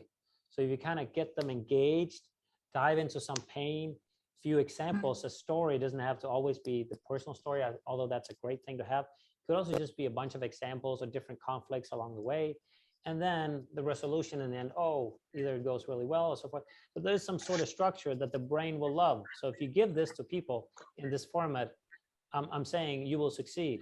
It's going to be very hard for you not to succeed if you do this. There's a comment here in the chat. Thank you to Mark and Francois. Okay, you got some support here, Kendra, from Mark and Francois. That's great. This is why we have this community. This is a great community, and the more you use it, the more value. Would you like to say a few words about it, Kendra? That would be great. Yeah, go for it. So I've been thinking about my topic and been really struggling to come up with something. So I just kind of put it out to Mark and Francois that basically the struggle that I'm having at the moment is I'm newly diploma qualified and I currently am a paraplanner, but I've always known that I've wanted to move into the advice route. So I want to become an advisor, and the struggle I'm having is the transition from paraplanning to become an advisor. And the reason I'm having that struggle is because there's very, very limited trainee financial advisor roles out there. So I just kind of discussed that with them and said that this is the struggle I'm having. I need to come up with a solution. So I think I'm going to tell my own personal story about how I have nearly 7-8 years experience in the industry. I have three years paraplanning experience, and I'm ready to make the next step. So my goal has for the last 3 years to finish my diploma. Now I've reached that goal and I'm ready for the next step. So it's kind of going to be a talk around how to make that transition, or the struggles of being mid-20s in the industry and making that next step. This is awesome. This is great, because there will be people in I'm sure in a similar situation to you, and they will be like, oh, what did Kendra do? Maybe they are 3 years behind you, or just 1 year or 5 years thinking about this. And you can give a perspective other people can, because you have your background with your knowledge. And then, you know, so that's very valuable also to you, because you say you will be new in the industry, but you come with some other experience. You can maybe shed light on what you see being a new person in the industry with your background, and say, hey, you know what, I've noticed a little bit in this industry, there's a tendency, at least for me that's new, to see this, whereas people that maybe worked in the industry for 25 years, went straight to this, maybe they're not seeing it because they have blind spots on. So there's also value in being new, and like you say, you know, sharing your transition. So use your unique selling points, you can say, and you have something that's great. Thank you for sharing that. So whether you're an expert or you're doing a transition, it's valuable, or if you're new, you can share your perspective as being a new person. So it would be lovely to hear one more comment about the exercise, maybe also questions. If you have any questions, I'd love to answer them. Can I pick out people? I mean, you're not raising your hand so much. How about you, Karen? Would that be okay if I took you, just an example? If it's too much, just let me know. Me? Yeah, Karen, I love to hear it. Yeah, great. Sometimes it's nice to be picked on, right? Nah, yes. Oh, okay. We're here to support and help you. Now, I've had very valuable feedback and response to my topic. I think I come from a very different background. I'm a designer amongst all the financial planners. So I'm learning a lot, and I mean, I've gotten some new perspective on my topic. So I think it is just now about structuring it correctly. And I did get some nice feedback on how I want to start. So I think at least I have a starting point now. So I'm feeling pretty okay to start now. That's great. Great. Wow, interesting. I'm sure people will love to hear your story, being a designer, coming into the financial world. Awesome. Thank you, Karen, for sharing that. Thank you very much for that. So this is your structure, and how you test it, whether or not it's working, is to basically to share it to people and see, do they resonate? Do they get a little bit emotional? Are they feeling something? This is the idea. Because in a 10-minute talk, the idea is not that you should give them a lot of information. The idea is to get them motivated, inspired, get them emotional, and hopefully get them engaged to do maybe one thing, but also to make them investigate further your story or the topic. Because frankly speaking, in 10 minutes, how much can you do? But it can be enough to inspire people and take maybe the first step to do that. So this is your structure. You can use that. And I encourage you to maybe find, you all probably know TED Talk. Find your favorite TED Talk or a TED Talk that you would love to see, and then watch it and see the formula that I've given you with the 5S. What you will notice, I bet you they're using this formula. Maybe they were taught by someone else to do something else. This is my own personal system, but you'll see how it works. They will follow this format. So check it out when you see other talks. Are they following the 5S system or not? And you can also see if it's probably a talk that's not that engaging, you could spot what's probably going wrong if you use this one. Now, if you do have a longer talk than a 10-minute, you can do multiple 5S. You can have different starts within your talk. So you do attention grabbers. Okay, we're coming to a new topic, a new area. You then start over. You could do struggle again, story again. So you can have multiple 5S's. I hope that makes sense. Does that make sense? Raise your hand if that makes sense. Great. Yeah, so you can use this not just one time, but multiple times. Great. Let's dive into how to build your own personal framework, because I don't like tips. I don't like tips. But if you have a framework, a methodology, it becomes so much more powerful, because I could frankly probably take one of your topics, go on YouTube and find a bunch of tips, share it myself, and probably the video would be pretty good. But I could never, I mean, not never, that's wrong, but I would have to spend a lot of time understanding like the big picture, having a framework. So it's much better to help people say, you know what, if you need to go north, you need to have a compass, a look at it. This is how you use the compass, and then you go north, that's the direction, rather than just say, oh, you need to go right here and left here, and using a few tips and tricks. Really give them the framework and then fill that out with tips and tricks. So I'm not saying you can't have tangible tips and tricks. You should have, but first and foremost, have a framework, kind of like I've done here with the 5S. So hopefully you have some sort of overview. Okay, what's the main point of the start? That is to get them engaged, answer the question, what's in it for them. And then I shared a bunch of different tips and tricks, how to do that. Also to make you understand it, but also for you to know how to do it. Then we dived into struggle. You got to have something with struggle, right? And then there were a bunch of tips and tricks below that. Stories, we didn't dive that much into that, because I know you're also going to have a session with Nick on that. And then solution. So this is like the framework, and you fill it in with different stuff along the way. So if you can give that, that's going to be more powerful than just a bunch of tips and tricks. Plus, if you have your framework, you will brand yourself. You'll be the person, whoa, this is the person you should talk to. Kind of like I have here, I have a bunch of different systems. I'll show you a bunch of different examples, not just from my world, but from other experts. So you will have a brand if you have a framework. Plus, it's so easy to teach from. For me, it's incredibly easy to teach this framework, the 5S, because I know, oh, what's the first thing I want to talk about? That's the start. So I have that in my head. Okay, what's the next thing? Let's struggle. I have that. So it's going to be very easy for you to teach. It's going to be very easy for you to remember your talk once you have like a framework that you can kind of use as you go along. Plus, not only will it be easier for you to remember, who do you think it will also be easier to remember for? Of course, the people listening to you. So you're not just helping yourself, you're also helping the audience.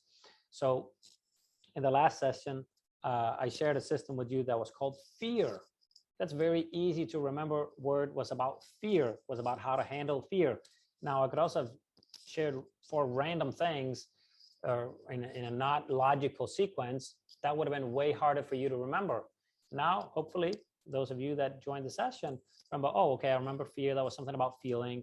E, oh, okay, maybe you don't remember that one, but then you remember A, that was, oh, accept where you are and then move on from there. R, rehearse. Then you can go, oh yeah, E was ego. That was something about being yourself, putting yourself out there, those sort of things. So it makes it a lot easier to remember. And this is really something you can use in your book. You can use it in your online courses. You can use it when you have client meeting and show them the process. By having a framework, your service, which is invisible, which is hard for many people to buy because we like to have physical things, will become somewhat more physical. Oh, I'm buying a system. It's kind of like they can almost touch it. So you help them buy into your framework. You give them security because it's like, oh, there's a proven formula. that they have used before, most likely they're experts. They're good at this. So let me show you how you can develop your own framework and really be seen as the expert you are. So let me share with you here the framework. Here's a guy. Maybe some of you know this person here. Oh, let me start with this one here first. This is a guy. Can you see all of the slide? I hope you can. Okay, good. So here's a guy called Tony Robbins, very, very successful speaker, probably the most famous speaker, motivational guru. And he has made this simple formula here with 3 things in order to get into state.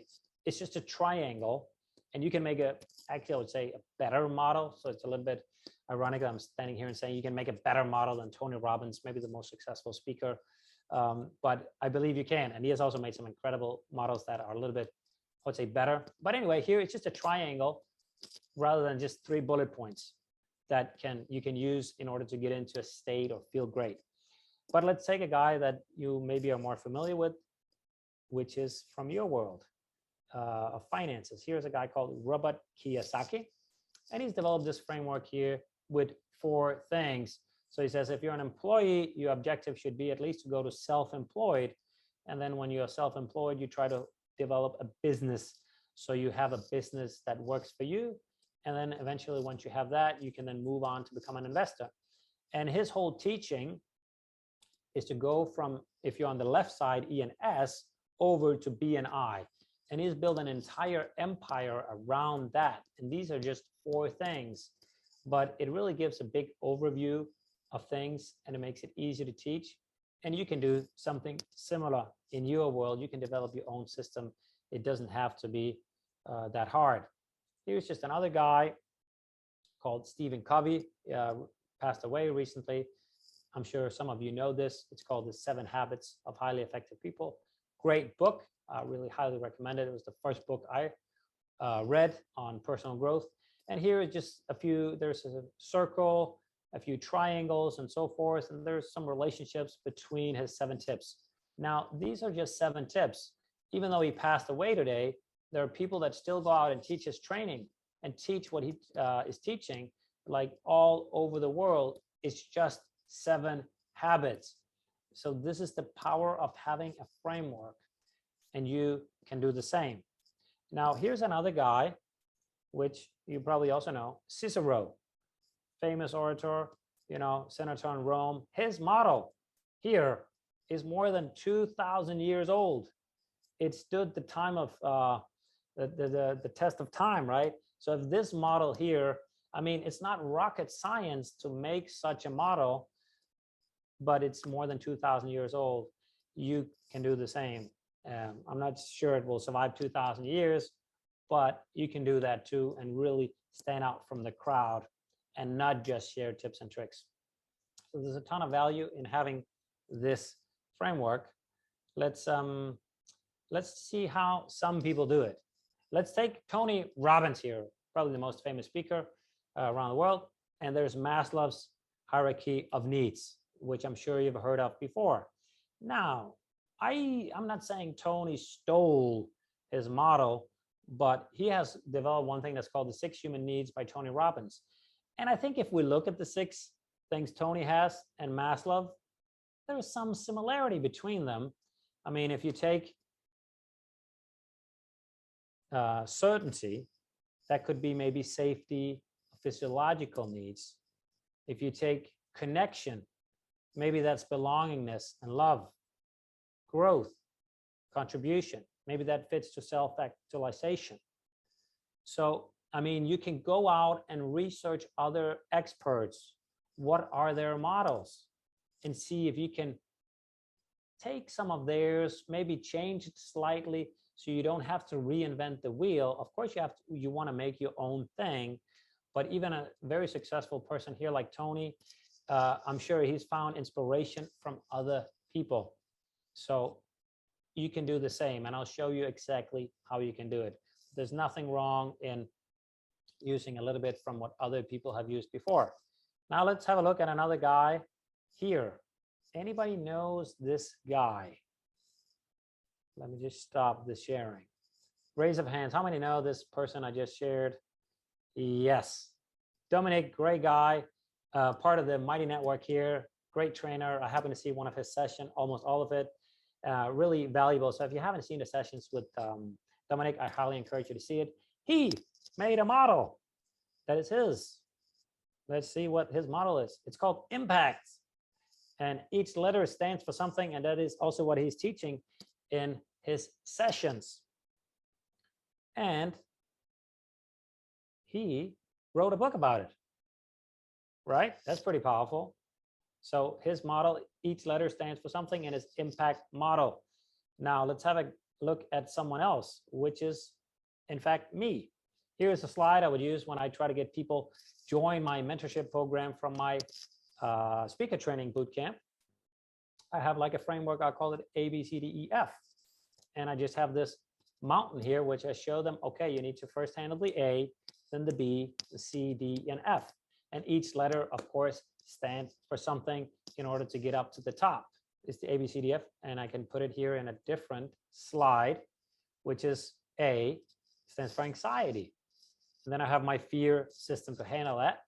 Then I have B, is build your talk. And I have a couple of different systems for that. The 5S, which you've experienced today, and so forth. Connect, I have my 7C storytelling system. How to deliver a talk is my speaker system, and so forth. So this is a little bit bigger if you want to have like an overall model where you have different systems. If you're just starting out, you probably just want to have one model to start with. I don't know if Dominic has other models, but otherwise you can just develop one model, kind of like Dominic has here. So let's see, how can you do that? In fact, I do have a system for how to develop your system. I have here the 5-1, the 5th is E, expert positioning. So let's have a look at how you can develop your own system. So first you want to follow the S, which is you want to search for other expert solutions. Now, realistically speaking, you're not going to invent every single thing in your system. So first you want to go see what are other experts doing. So a way to do that could potentially be buy 5, maybe 10 books of some of the people you really admire and think they're doing a great piece of work. You can get so much information out of that. So maybe that could be a task for you to read those books and find their systems and also what they're exactly doing. So you really get clear on what are other people doing. Now, of course, you want to make it also your own model. Then you jot down what are your expert solutions. You have experience with your clients. Maybe you have stuff you can use like Kendra from other areas that makes sense in this new area. So you can put in what are the things you think are needed in order to solve the problem you're trying to solve. So this is your first, this is like a lot of research, studying, jotting down solutions. Now, once you've done that, in order to build your system, because you ultimately you want to have like a word or an alliteration, like the 5S is 5 S's. So that's an alliteration with the same letter, or a word like I have here, an acronym system where each letter stands for something. That's the intention. That's what you want to develop. Then you put all your solutions in a need to have and a nice to have. Some of the things you're teaching, you need to have that in, because you don't just want to develop a model. You want to develop a system or a model that makes a change, that solves the problem. So then you group them. Okay, I need to have this in. And then you can have a list that's nice to have, which is great to use, but is not completely necessary, or it's not the big thing. So you group them in these two categories.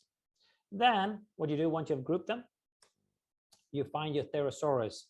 And what you then do is you find synonyms for the solutions. So for instance, when I was developing my 5S system, I was trying to find different words for, you can say, okay, I know number 2 is going to be pain. Okay, how could I find another word than pain? Well, struggle. Because I could see, oh, I have a few letters that start, or a few solutions that start with S. So I wanted them all to be S's. I worked on how can I develop a model that's called fear. Okay, what could they each stand for? So you find synonyms for the solution, so you have more options to build your solution. I hope that makes sense. Let me just check in with you if this makes sense, what I'm saying. Raise your hand if it makes sense. Makes sense? You're all good to go? Yeah, awesome. Thank you. Sounds good. You are with me. I don't want to lose you. There we go. Sure. So you have then done that. And then finally, you, oh, why doesn't it want to?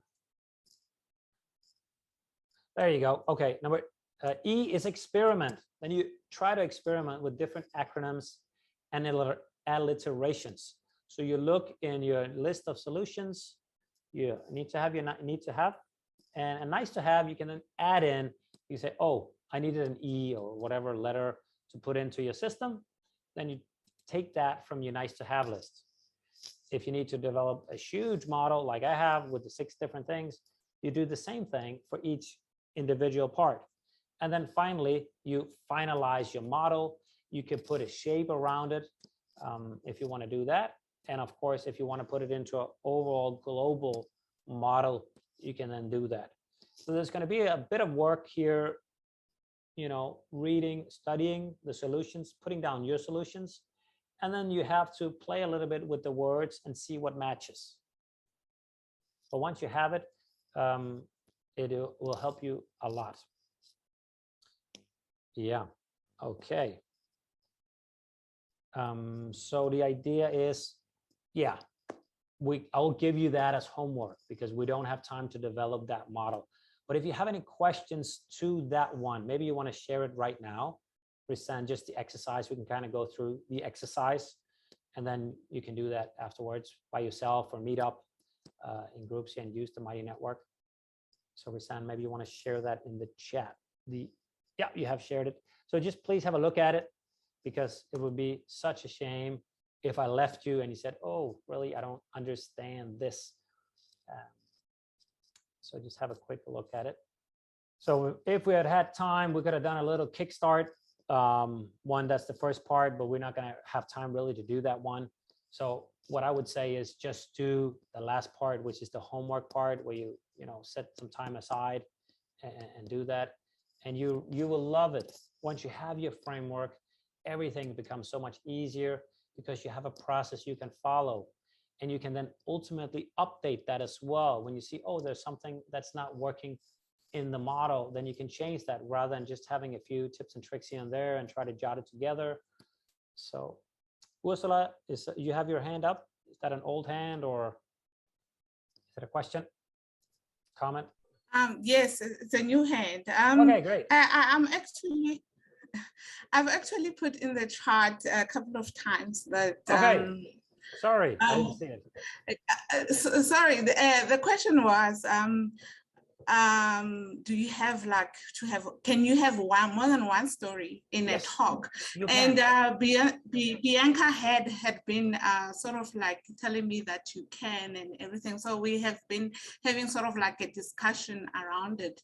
Okay. So my question is that for every point that you're making, can you sort of like have a story? Like if you, for example, if you want to make a point about maybe being in debt, you can have a story about the time when you were in debt, and maybe when you want to make a point about investment, you can sort of like have a story around investment and stuff like that and tie it into one talk. So your question is, can you have more than one story in your talk, in your 10-minute talk that you'll be doing? Is that correct? Yeah. So let me ask you a question and I'll answer it. Have you ever been to a presentation where you thought, wow, there were too many stories or too many examples? I don't remember. No. Have you been to a presentation where there were too few stories and too few examples? No, not really. Really? Okay. I think because most people, when I ask them this question, say, I've never been to a presentation with too few stories, too few examples. Then I ask them, have you been to one where there were too many? They say never. They've never tried that there were too many examples and stories. So you can have as many stories as you want. Of course, this is a business talk. So of course, you also want to have some points around it, some key takeaways. But I think there's a bigger chance or bigger risk that you have too few stories than too many. It's through the stories, it's through the examples we understand. It's not through the theory. Oh. The theory comes, oh yeah, okay, you share a story, maybe true, a story, an example, you kind of get a rough idea. And then when you give, oh, here's the framework, this is like the general thing, then you use the example and you can see how that works. But if you start giving, you can say the proof right away, the methodology, you lose people, they won't understand it. And you don't get them engaged emotionally. So I wouldn't be afraid to share too many stories.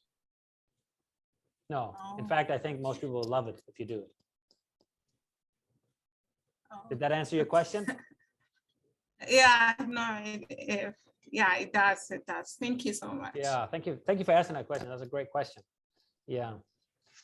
All right. Let me know by show of hands, did the exercise, did it make sense when you looked at it? Have you had a little bit of time to look at it? Kendra says yes. Gary, you're on there. Karen, you're nodding your head. I'm assuming that's a yes. Andre, thank you. Showing your hands. Let's take a little bit of a little round here. I would love to hear, what do you take with you? Like, what was good? Also, if there was something you said that didn't really make sense. So I just want to hear, first of all, was it worth your time? I mean, 3 hours is a long time to invest, and you hung around. So just would love to hear, was it worth your time? And what do you take with you from these 3 hours we have together? Love, you can write in the chat, you can raise your hand also virtually with the emojis, or just show of hands. I would love to hear from a few of you. And I will send the slides. I'll send them so they can get on the platform. So don't worry, you'll get the slides. Yeah, Gary, I'd love to hear from you. Thank you for sharing and raising your hand. Hey, Eske. Yeah, no, I think it's been a great session. I especially like the takeaways in each of the, I think you called it the 5S framework to structure it. So the little tips and hints and stuff that you worked us through as we worked through that structure, I thought was awesome. Yeah, and I think the single biggest thing that I scratched down here, which is a really good reminder, is the idea to sell the struggle. So to sell the problem, and I think I enjoyed your metaphor about the alcoholic. Okay. So yeah, I mean, what alcoholic without knowing that there's a problem is gonna want to change? So I really enjoyed that. Yeah. Thanks. Thank you, Gary. Good session. Thank you. Thank you very much for that. Thank you for the kind words. I'd love to hear from a few more people, because it's also learning. It's also an opportunity for sharing. Francois, I know you raised your hand a lot of times. I'd love to hear from you. What do you take with you, and was it worth your time? Yeah, absolutely. Eske, what I wanted to share was actually, it started for me from your first session already.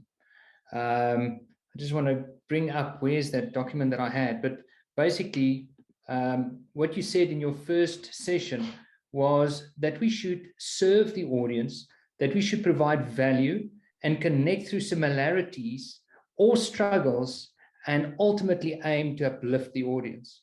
And that for me was the key to changing my topic and actually finding something that I would want to speak about.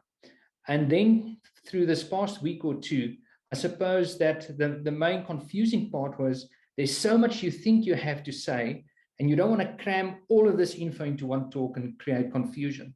So how to structure it, what to leave out, and how to sort of provide a talk that cuts down to the essence of the value that you have to deliver. And that is really what I found, especially through the 5S system today, in terms of starting the struggle, your story, the solution, and the sell. So thank you for that. I think that gives us a very powerful framework, not only for this talk, but for future talks, future client presentations, and the likes. So yeah, thank you. Thank you. Thank you, Francois. That's very kind of you.